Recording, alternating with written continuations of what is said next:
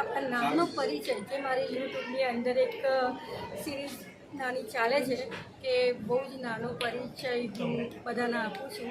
તો એમાં આજે આપણે પરિચય આપીએ તાહા મંસૂરી.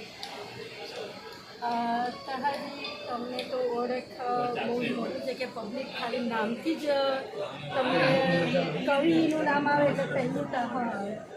તો આ વિરુદ્ધ તમને કઈ રીતે? ના, એવું તમને લાગે છે કે બધા હોતે જે આપણું સાહિત્યનું 5-25 કે 500 લોકોનું ટોળું છે, એના સિવાય ગામમાં મને કોઈ ઓળખતું નથી કે કોઈ 10 રૂપિયાનું ઉધાર આપતું. બિલકુલ નહીં તાહાજી. જ્યાં જવું ત્યાં કદાચ કવિઓનું નામ આવે તો સૌથી પહેલું તમારું નામ આવતું હોય છે. અને તમે સાંભળ્યા બી છે, ખૂબ સરસ કવિતાઓ લખે છે, બોલે છે. પણ હજી આમાં કંઈક વર્ગ આગળ આવે કવિ માટેનો એક નાનું ભૂમિક પ્રેક્ષકો. ના, એ વાત સાચી છે કે તમે પ્રોપર અમદાવાદની વાત કરો ને તો 150-200 લોકોનું ટોળું છે જેને આપણે કવિતાનો ચાહક વર્ગ કહીએ. એમાં વાંક મહાદંશે આયોજકોનો પણ છે કે જે કાર્યક્રમો થાય છે ને એને સારી રીતે પેકેજિંગ કરી છે.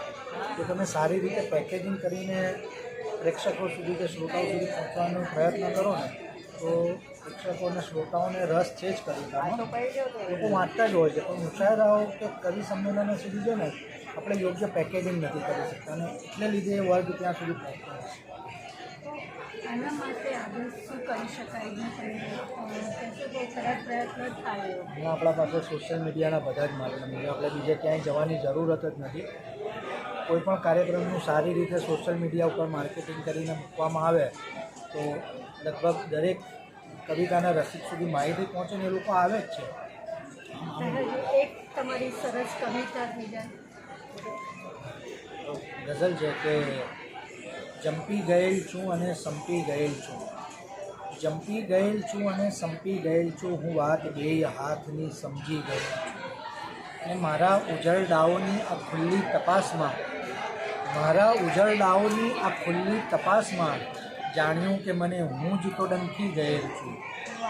ને જે વાત રણ કહી ન શક્યું વર્ષો બાદ પણ, જે વાત રણ કહી ન શક્યું વર્ષો બાદ પણ, મૃગજળની આંખમાં હું એ વાંચી ગયેલ છું.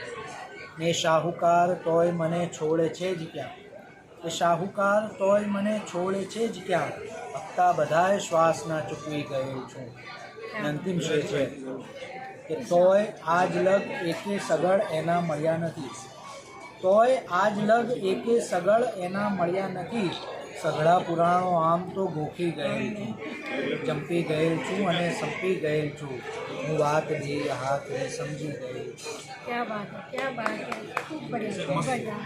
અને મહાદેવ જોડે પ્રાર્થના કરીશ કે તમે નામ કમાઓ અને કવિઓનું પણ એક અલગ સરસ મસ્ત આમ કહીએ કે તાજ છે અને એ તાજ હંમેશા બનેલો રહે. ખૂબ ખૂબ આભાર.